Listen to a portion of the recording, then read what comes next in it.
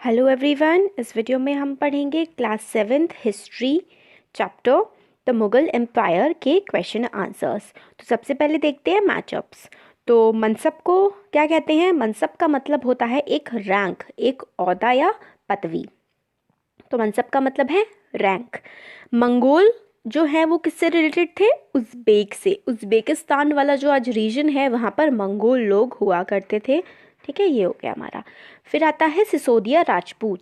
सिसोदिया राजपूत कहाँ के हुआ करते थे? मेवाड़ रीजन के।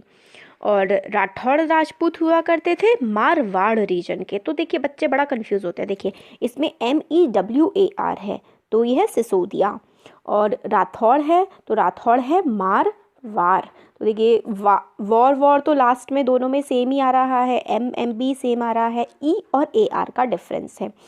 तो अब आप ऐसे करके देख सकते हैं। ये देखिए यहाँ पे राठौड़ राजपूत है, राठौड़ राजपूत 2 बार आर आ रहा है, तो मारवाड़ में भी 2 बार आर आ रहा है। तो ऐसे करके आप लर्न कर सकते हैं राठौड़ राजपूत मारवाड़ रीजन। और सिसोदिया राजपूत में तो मेवाड़ है, तो राजपूत में एक आर है तो इसमें भी एक आर है, इसमें राठौड़ राजपूत तो मारवाड़। नूरजहां किससे रिलेटेड थी? जहांगीर से। सूबेदार का मतलब क्या हुआ करता था? सूबेदार होते थे गवर्नर। फिर फिलअप्स है। पहला है द कैपिटल ऑफ मिर्ज़ा हाकिम अब्बास हाफ ब्रदर वॉज। तो कैपिटल मिर्ज़ा हाकिम जो हुआ करते थे उनकी कैपिटल क्या थी? जो अकबर के हाफ ब्रदर थे उनकी जो स्टेट थी उसकी कैपिटल थी काबुल। फिर नेक्स्ट है 5 Deccan sultans were Berar, Khandesh, Ahmednagar, Bijapur and Golconda. तो जो 5 डेक्कन सुल्तान थे वो कौन कौन से रीजन में थे? तो बीजापुर, गोलकोंडा, अहमदनगर, खानदेश और बेरार। नेक्स्ट है क्वेश्चन, ये वाला जो है फिलिप्स वाला। If zat determine a mansabdar's rank and salary, sawar indicated his military responsibility. तो ज़ात जो है वो क्या डिटरमाइन करती थी? एक मनसबदार की रैंक क्या होगी और उसकी सैलरी। और सवार क्या बताते थे? कि उसकी मिलिट्री मतलब जो लड़ाई वगैरह का काम होता था, अटैक करने का काम, उसके पास जितने सवार होते थे, इससे ये पता लगता था कि उसकी मिलिट्री रिस्पॉन्सिबिलिटी कैसी होगी। फिर नेक्स्ट है Abul Fazl Akbar's friend and counsellor helped him frame the idea of sulh-e-kul so that he could govern a society composed of many religious culture and caste। तो सुलही कुल क्या हुआ करता था? सुलही कुल एक तरीके का ऐसा फ्रेमवर्क था, एक आइडिया था जिसमें सोसाइटी को गवर्न किया जाए, सोसाइटी को रूल किया जाए, उस पर राज किया जाए। किस बेसिस पर? जिसमें सारे के सारे रिलीजन, कल्चर और कास्ट एक तरीके से सम्मिलित हो और सबको मतलब सही अधिकार दिए जाएं और सबके तौर तरीकों को माना जाए। तो वो किस में था? उसका क्या मतलब था? आइडिया ऑफ सुलही कुल था वो। फिर आप क्वेश्चन आंसर्स हैं। What were the central provinces under the control of Mughals? तो मुगल के अंडर कौन सी सेंट्रल प्रोविंसेस हुआ करती थी? तो इसका आंसर है the central provinces under the control of Mughals were Delhi, Sindh, Kabul, Mewar, Marwar, Gujarat, Bihar, Bengal, Orissa and Deccan. आधे से भी ज़्यादा इंडिया जो था मुगल्स के कंट्रोल में हुआ करता था। तो कौन कौन से सेंट्रल प्रोविंसेस थे?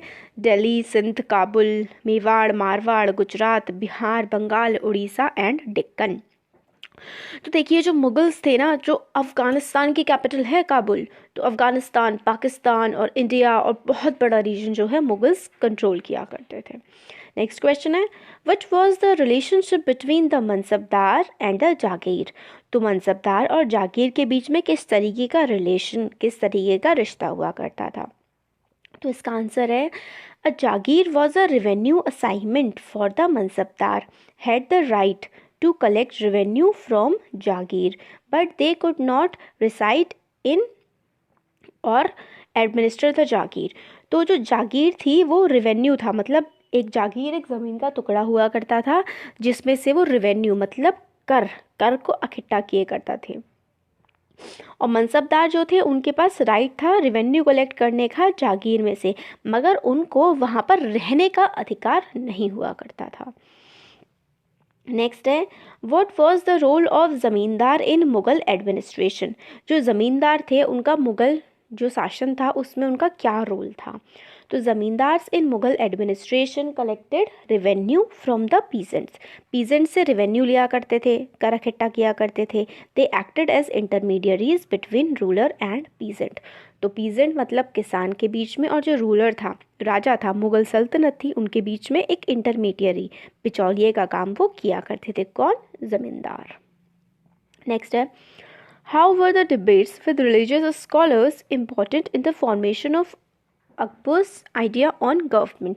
अब अकबर जो है वो डिबेट किया करता था, वाद विवाद किया करता था बहुत सारे धर्म के जो महात्मा थे, जो धर्म को जानने वाले स्कॉलर्स के साथ वो बातचीत किया करता था। अब इस बातचीत से जो अकबर का आइडिया था गवर्नमेंट के लिए, अपनी सरकार को, अपने राज्य को चलाने के लिए, वो किस तरीके से बना, फॉर्मेट हुआ। The debate with religious scholars helped Akbar in framing idea of सुलीकुल। तो हमने पहले पढ़ा था सुलीकुल की, उसमें सारे के सारे धर्मों को एक साथ लेकर के चला जाए, वो वाला आइडिया। तो इसकी वजह से जो रिलीजियस डिबेट अकबर किया करते थे, इसकी वजह से आइडिया ऑफ सुलीकुल, इसका मतलब है यूनिवर्सल पीस, वो डेवलप हुआ by using such a policy of tolerance. मतलब सबके प्रति, मतलब शांति का वातावरण हो, टॉलरेंस हो, बर्दाश्त करने कि भाई आपकी बातों से, एक रिलीजन की बात से दूसरा रिलीजन चिड़े ना, लड़ाई ना हो जाए, वो थी सुलेकुल, यूनिवर्सल पीस की बात। Akbar was able to formulate guidelines which were based on system of ethics. Akbar ने ऐसी गाइडलाइंस बनाई थी जो किस पर बेस्ड थी, एथिक्स मतलब अच्छी विचारधारा, अच्छे आचरण पे, आप अच्छे तरीके से काम करें, उस पर वो डिपेंडेंट थी, और उसी को हम एथिक्स कहते हैं। नेक्स्ट क्वेश्चन है why did the Mughal emphasise their on their Timurid and not their Mongol descent. तो ये जो है मुगल थे, उनको क्या पसंद था, टिमुराइड कहलाना पसंद था, मंगोल कहलाना पसंद नहीं था। डेसेंट का मतलब होता है लीनिएज, मतलब आपके माता पिता कहाँ से आए हैं, वही आपको दर्शाता है कि आप कहाँ के हैं, आपकी डेसेंट क्या है, आप कहाँ से, मतलब कहाँ पैदा हुए हैं, क्या आपकी ओरिजिन है, किस जगह से आप आते हैं, वो आपका डेसेंट होता है। तो Mughal emphasise their Timurid and not their Mughal descent. तो वो अपनी तिमोरिद वाली, जो तैमूर था ना, उसको वो कहते थे कि हमें तिमोरिद मानो, मंगोल मत बोलो हमें, ऐसा वो चाहते थे। क्यों? क्योंकि गेंगीज खान मेमोरी, गेंगीज खान की जो मेमोरी थी, जो यादें थी, वॉज एसोसिएटेड विद द मैसाकर। मैसाकर का मतलब होता है बहुत बड़े लेवल पे लोगों को मार डालना। तो Genghis Khan memory was associated with the massacre of innumerable people. They prided themselves on the fact that Timur has captured Delhi in 1398। तो वो लोग चाहते थे उन्हें तिमूरियत से जाना जाए, क्योंकि तिमूर ने दिल्ली पर कब्जा किया था, दिल्ली को जीत लिया था 1398 में, ये तिमूर ने किया था। और गेंगीज खान जो कि एक मंगोल थे, उन्होंने बहुत सारे लोगों का मैसेकर किया था, बहुत सारे लोगों को मार डाला था। इसलिए मुगल नहीं चाहते थे कि उनको मंगोल बोला जाए, मंगोल से ही मुगल बन करके आया, वो लोग चाहते थे उनको तिमूरियत लीनिएज के नाम से जाना जाए। तो ये हो गया हमारा chapter complete. So thank you.